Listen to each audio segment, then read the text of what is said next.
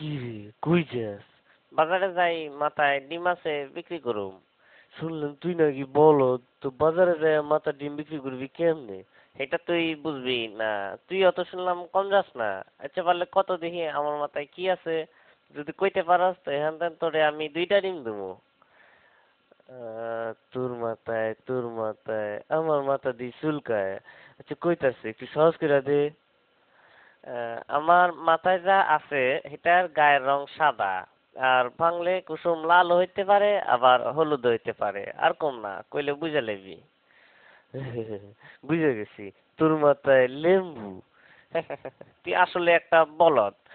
হয় নাই, আমার মাথায় ডিম। ইসিরে, এটা আমি সন্দেহ করছিলাম।